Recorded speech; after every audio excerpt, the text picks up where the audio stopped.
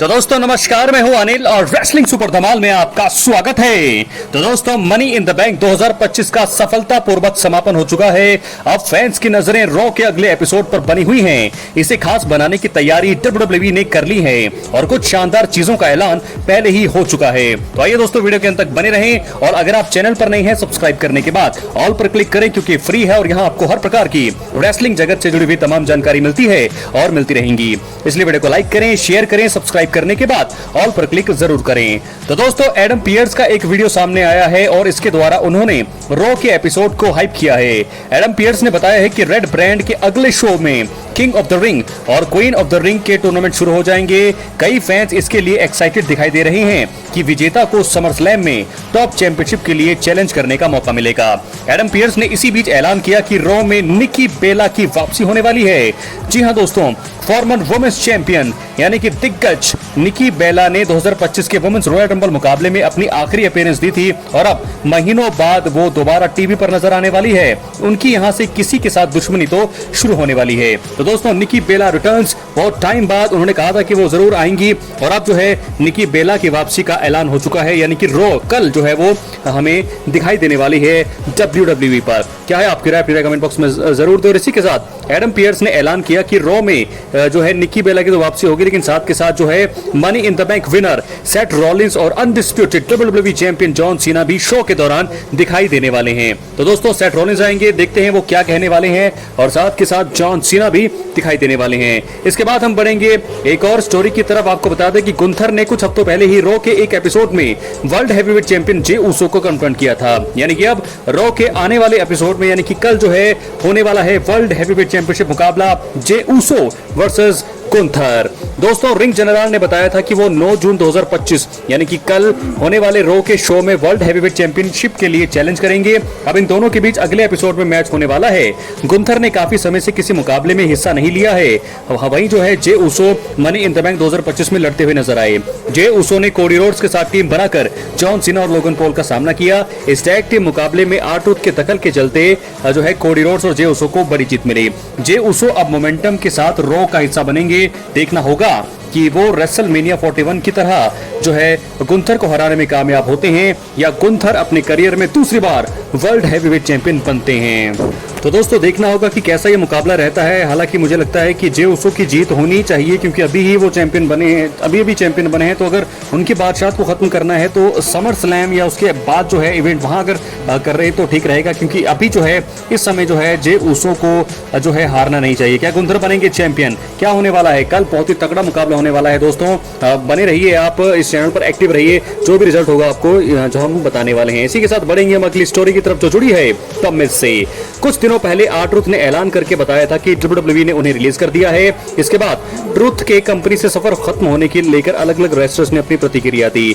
इसी बीच अफवाहें सामने आ रही थी कि द मिज ने डब्ल्यूडब्ल्यूई को अपने सोशल मीडिया से अनफॉलो कर दिया है और उनसे जुड़ी चीजें हटा दी हैं। हालांकि अब द मिज ने इस पर अपनी सफाई दी है। दोस्तों आपको बता दें द मिज ने इंस्टाग्राम पर एक वीडियो डाला। इसी बीच उन्होंने डब्ल्यूडब्ल्यूई के साथ उनके रिश्ते खराब होने की अफवाह पर बात की। मिज ने कहा कि डब्ल्यूडब्ल्यूई और उनके बीच अभी चीजें सही हैं। इसके बाद द मिज ने बताया कि उन्होंने कभी भी डब्ल्यूडब्ल्यूई को ट्विटर पर से अनफॉलो नहीं किया था और उनके बायो में पहले से ही डब्ल्यूडब्ल्यूई का जिक्र नहीं था। ऐसे में उन्हें लेकर जितनी भी अफवाहें सामने आई थी वो एकदम झूठ हैं। उन्होंने पूरी तरह से इन्हें खारिज कर दिया है। दोस्तों आपको इसके बाद बता दें कि द मिज और आर-ट्रूथ पहले टैग टीम के रूप में काम करते थे। वो एक दूसरे के बेहद करीबी हैं। आर-ट्रूथ के रिलीज के खबर के बाद मिज के डब्ल्यूडब्ल्यूई को अनफॉलो करने की अफवाहें सामने आई थी। फैंस ने ये मानकर चल रहे थे कि शायद अब जो मिज है डब्ल्यूडब्ल्यूई का विरोध कर रही हैं या उनके रिश्ते कंपनी के साथ ट्रूथ के रिलीज होने के बाद खराब हो गए हैं। द मिज ने चीजें साफ कर दी हैं और उनके दोस्त आर-ट्रूथ ने भी वापसी कर ली है। मनी इन द बैंक 2025 के मेन इवेंट में टैग टीम मुकाबला हुआ। जॉन सीना और लोगन पॉल ने जे उसो और कोडी रोड्स का सामना किया। अंतिम मोमेंट्स में जो है आर-ट्रूथ ने वापस आकर जॉन सीना पर चैंपियनशिप से हमला किया और उनकी हार का कारण बन गए। तो दोस्तों ऐसे में द मिज ने सफाई दे दी है। अब हम बढ़ेंगे अपनी अगली स्टोरी की तरफ जो जुड़ी है जेकब फाटू और सोलो सिकोवा से। तो दोस्तों आपको बता दें कि मनी इन द बैंक 2025 के दौरान सोलो सिकोवा को सबसे बड़ा धोखा मिला। जेकब फाटू ने उन्हें WWE money in the bank briefcase जीतने से रोका और फिर उन पर खतरनाक अंदाज में अटैक कर दिया। अब सोलो सिकोवा ने इस पर अपना रिएक्शन दिया है। सोलो सिकोवा ने आधिकारिक इंस्टाग्राम अकाउंट पर स्टोरी डाली।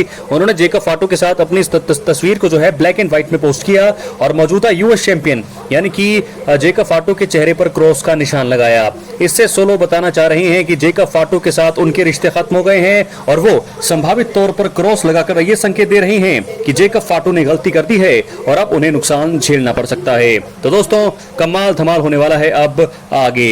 सोलो सिकोवा और जेकब फाटू के बीच काफी समय से अनबन देखने को मिल रही थी, इसके बाद भी वो साथ काम करते हुए नजर आए। सोलो ने WWE स्मैकडाउन के आखिरी एपिसोड में जेसी मटेओ से बात करते हुए कहा था कि जेकब फाटू के पास दिमाग नहीं है। जेकब फाटू ये सब कुछ छुप कर सुन रहे थे। साफ तौर पर उन्हें सोलो सिकोवा की बात पसंद नहीं आई होगी। Men's money in the bank ladder मुकाबले में सोलो सिकोवा मौजूद थे। सेथ रॉलिंस के साथियों ने दखल दिया और अन्य सुपरस्टार्स की हालत खराब की। जब वो सोलो के करीब जाने लगे तो जेकब फाटू और जेसी मटेओ ने एंट्री करी। उन्होंने सेथ रॉलिंस के साथियों पर हमला किया। इसी बीच ब्रॉन ब्रेकर ने जेसी मटेओ को बैरिकेड पे स्पीयर दिया। जेकब फाटू ने ब्रॉन्सन रीड पर पॉपअप समॉन ड्रॉप और डाइव लगाकर अपना दबदबा बनाया। जेकब फाटू अपने साथी सोलो सिकोवा को रिंग में लेकर आए और लैडर सेट करी। सोलो को लगा कि वो जीत जाएंगे। जब वो ऊपर चढ़ने लगे तो मौजूदा यूएस चैंपियन यानी कि जेकब फाटू ने उनका पैर पकड़ लिया। उन्होंने सोलो सिकोवा को धोखा दिया और उन पर हमला कर दिया। बाद में जेकब फाटू ने सिकोवा को रिंग साइड पर मौजूद लैडर पर पटक दिया।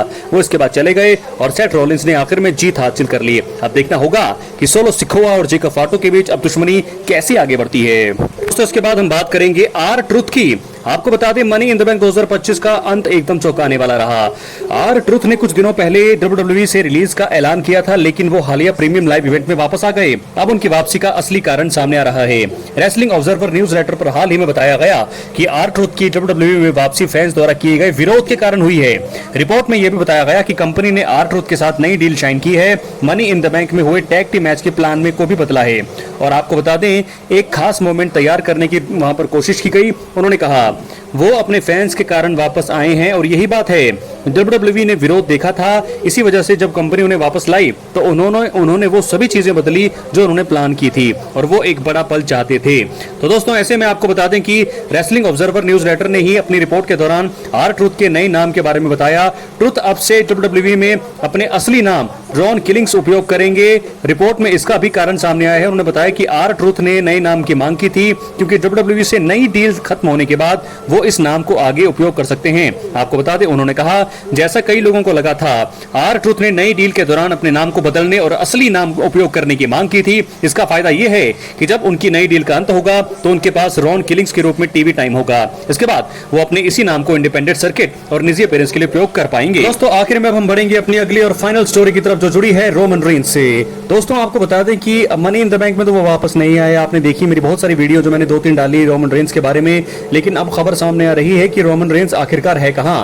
बहुत सारे सोशल मीडिया प्लेटफॉर्म्स पर ये बातें हो रही हैं कि रोमन रेंज कहां है इस समय, क्योंकि ना वो मनी इन द बैंक 2025 में नजर आए, ना उनको लेकर कोई अपडेट WWE ने दी है। तो ऐसे में आपको बता दें कि रोमन रेंज इस समय दोस्तों घर पर हैं और शायद बहुत सारे कारण मैंने आपको बताया था, इसी के चलते मुझे लगता है कि रोमन रेंज वापस नहीं आए हैं। तो ऐसे में मुझे लगता है कि वापसी तो उनकी होगी जरूर, लेकिन फिलहाल कुछ यहाँ पर चीजें करना चाहती हैं WWE और उनके जो गुमशुदा की तलाश, ऐसा बहुत सारी सोशल मीडिया पर लिखा हुआ है रोमन रेंज के लिए। लेकिन मुझे लगता है कि उनकी वापसी समर स्लैम से पहले हो जाएगी। लेकिन फिलहाल रोमन रेंज अभी अपने घर में हैं और फिलहाल जो है वो ब्रेक पर हैं और देखना होगा कि आने वाली किसी स्टोरी में वो नजर आएंगे या क्या वो एक नई स्टोरी में नजर आएंगे या सेथ रॉलिंस, ब्रॉन ब्रेकर और ब्रॉन्सन रीड के सामने ही वो नजर आने वाले हैं। क्या है आपकी राय, अपनी कमेंट बॉक्स में जरूर दें। दोस्तों चैनल पर नए हैं सब्सक्राइब करने के बाद ऑल पर क्लिक करें क्योंकि फ्री है और यहाँ पर प्रकार की रेसलिंग जगत से जुड़ी हुई तमाम जानकारी मिलती है। बहुत बहुत धन्यवाद।